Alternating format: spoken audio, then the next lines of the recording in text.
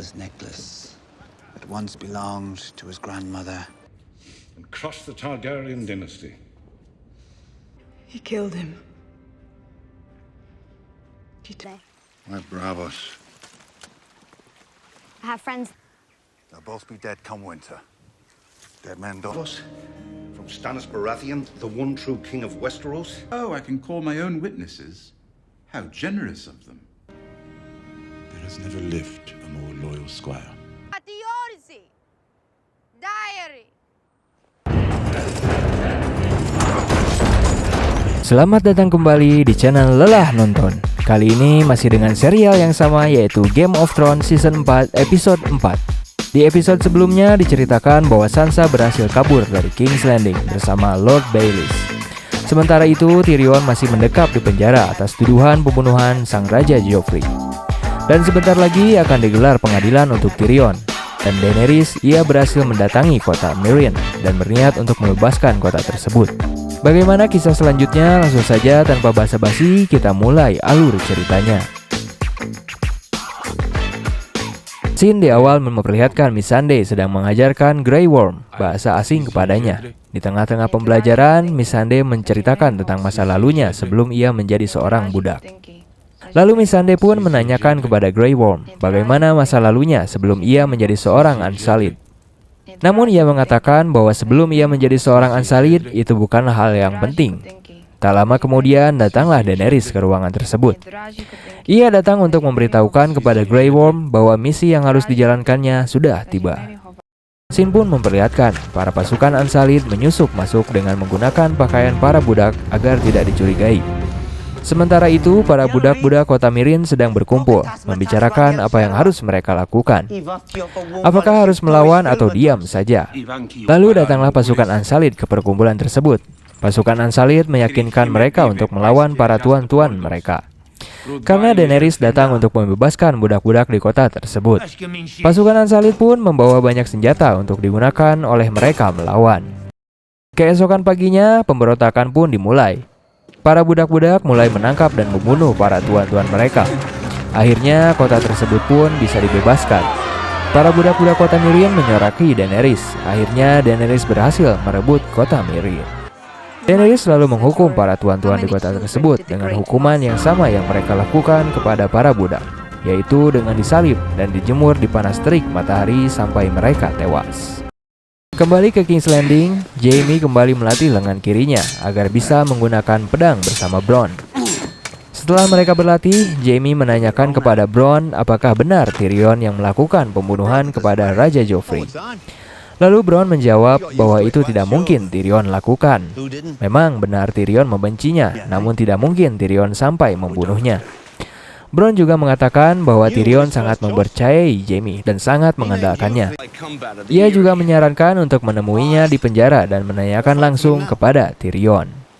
Jaime pun datang mendatangi Tyrion yang berada di penjara kerajaan. Ia datang dan meminta maaf kepada Tyrion karena baru mengunjunginya. Jaime menanyakan kebenaran yang terjadi, apakah benar Tyrion melakukan pembunuhan tersebut. Dan ia juga menambahkan bahwa ia diperintahkan oleh Cersei untuk membunuhnya. Lalu Tyrion pun mengatakan bahwa ia tidak melakukan hal tersebut. Setelah mendengar pengakuan dari Tyrion, Jaime menawarkan kepada Tyrion bantuan.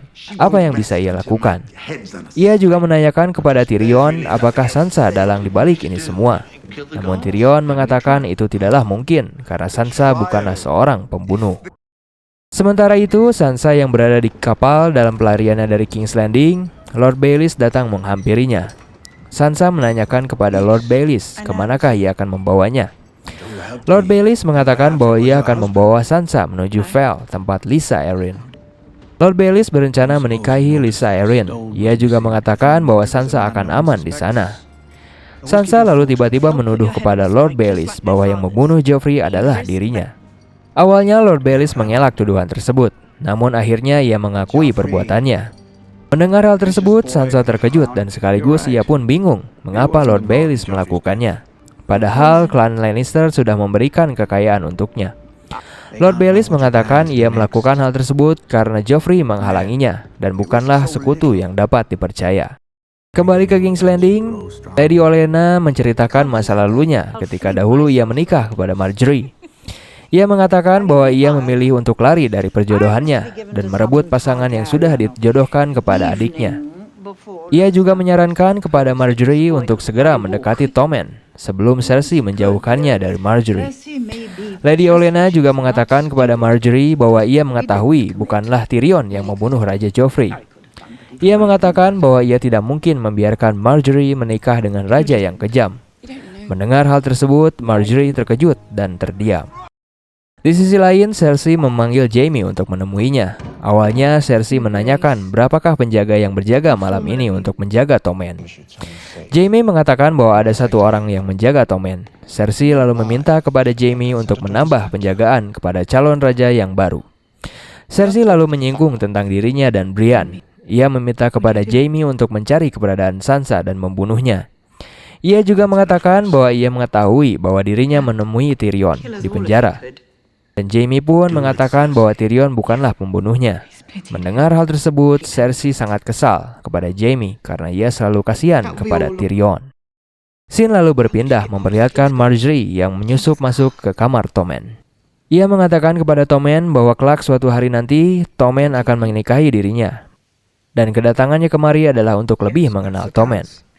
Namun Tommen mengatakan bahwa pertemuan ini mungkin tidak disukai oleh ibunya. Lalu Marjorie meminta Tommen untuk merahasiakan pertemuan dengannya. Dan ia juga mengatakan bahwa ia akan mengunjunginya lagi. Keesokan paginya, scene memperlihatkan Brienne sedang membacakan sejarah para Kingsguard bersama Jaime. Jaime memberikan sebuah pedang kepada Brienne dan pedang tersebut adalah pedang milik Ned Stark. Jaime meminta untuk mencari Sansa dan menyelamatkannya. Ia juga mengingatkan bahwa ia dahulu pernah bersumpah kepada Catelyn Stark untuk membawanya pulang. Jaime juga memberikan sebuah hadiah, yaitu seorang pengawal yang tidak lain tidak bukan adalah Podrick. Namun Brienne menolak karena Podrick akan memperlambatnya. Jaime mengatakan bahwa Podrick adalah bekas pengawal Tyrion dan ia tidak aman bila berada di King's Landing. Karena sikap seorang kesatria adalah menolong orang. Akhirnya Brienne dan Podrick pun meninggalkan King's Landing untuk mencari Sansa Stark. Scene lalu berpindah ke Castle Black. Terlihat Jon sedang melatih para Night Watch untuk serangan yang datang. Di scene tersebut terlihat Locke berhasil menyusup ke dalam pasukan Night Watch atas perintah dari Lord Bolton. Ia berpura-pura menjadi Night Watch untuk mengetahui keberadaan dari Bran dan Rickon. Tak lama kemudian datanglah Alliser. Ia datang mengingatkan Jon bahwa mengajari para Night Watch bukanlah tugasnya. Tugasnya adalah di dapur memberikan pelayanan. Jon hanya bisa terdiam mendengar hal tersebut dan ia pun pergi. Saat Jon bersiap-siap ke dapur, Locke lalu datang menghampirinya dan mendekatinya. Locke mengatakan bahwa ia sebelumnya hanyalah seorang pencuri ayam dan berakhir di Castle Black. Scene lalu berlanjut. Sam mengkhawatirkan Gilly karena wilayah yang selanjutnya yang akan dilalui oleh para Wildling adalah Mole's Town. Jon mengatakan kemungkinan Gilly akan aman di sana. Mereka berdua mendiskusikan tentang perjalanan Brienne menuju ke balik The Wall, dan mereka berasumsi sebentar lagi mereka akan tiba di kediaman Craster. Saat mereka mendiskusikan hal tersebut, ternyata Locke menguping pembicaraan mereka. Locke mengatakan kepada Jon bahwa Sir Alliser memanggilnya. Sir Alliser mengatakan kepada Jon bahwa penyerbuan kepada pemberontak yang berada di kediaman Craster ia setujui. Dan ia harus mencari sukarelawan yang akan berangkat bersamanya. Jon pun lalu meminta kepada para Night Watch untuk bersedia membantunya dalam misi penyerbuan pemberontakan Night Watch yang berada di Craster. Satu persatu para sukarelawan berdiri, dan juga termasuk Locke. Sementara itu di kediaman Craster terlihat para pemberontak hanya bersenang-senang dan mabuk-mabukan. Terlihat Carl sedang meminum minuman dari tengkorak Sir Jeor Mormont. Tak lama kemudian, ia memerintahkan pemberontak yang lain untuk memberi makan Ghost. Namun, ia tidak menurutinya. Carl pun marah dan mulai menantang duel dengannya. Tak lama kemudian, datanglah seorang wanita sambil membawa bayi laki-laki yang baru lahir kepada Carl. Ia mengatakan bahwa ini adalah untuk persembahan dewa. Namun, Carl tidak mengerti apa yang harus ia lakukan. Wanita itu menjelaskan bahwa dahulu Craster selalu membawanya ke tengah hutan dan memberikannya kepada para White Walker. Akhirnya bayi itu pun dibawa oleh salah seorang pemberontak ke tengah hutan dan meninggalkan bayi tersebut. Setelah itu, ia menghampiri Ghost peliharaan dari Jon yang tertangkap. Tak lama kemudian ada sebuah hal aneh. Tiba-tiba ada angin yang membuat semua membeku dan akhirnya pemberontak itu pun lari. Tak jauh dari tempat tersebut, Bran dan kawan-kawannya mendengar teriakan dari pemberontak tersebut. Bran lalu mengatakan bahwa ia akan pergi ke tempat itu. Ia lalu masuk ke dalam peliharaannya, Summer. Ia pun lalu pergi berjalan menuju sumber suara yang didengarnya. Dan ia pun melihat Ghost terperangkap. Namun tiba-tiba Summer terperosok masuk ke dalam perangkap. Bran pun kembali tersadar. Ia mengatakan kepada kawannya bahwa ia melihat Ghost peliharaan dari kakaknya. Keesokan paginya, Bran dan kawan-kawannya mengintai kediaman Craster. Mereka melihat bahwa di tempat tersebut banyak para Night Watch dan mungkin Jon berada di sana. Namun tidak berselang lama, pengintaian mereka diketahui oleh para pemberontak. Akhirnya mereka pun ditangkap dan dibawa untuk menemui Carl. Carl lalu menginterogasi mereka bertiga, karena Carl mengetahui bahwa mereka bukanlah para Wildling. Akhirnya Carl memutuskan untuk menawan Bran dan membunuh Jojen dan Mira. Namun tiba-tiba Jojen pun mengalami kejang-kejang. Bran yang melihat kejadian tersebut lalu menyebutkan bahwa siapakah dirinya sebenarnya. Di scene terakhir sebelum episode ini berakhir, scene memperlihatkan White Walker yang membawa bayi yang baru saja lahir menuju ke tempat mereka. Di scene tersebut diperlihatkan bahwa bayi yang dibawa itu disentuh oleh White Walker dan akhirnya matanya pun berubah menjadi biru. Berakhir sudah episode keempat season keempat dari serial Game of Thrones ini. Ikuti terus kelanjutan kisahnya tetap di channel Lelah Nonton.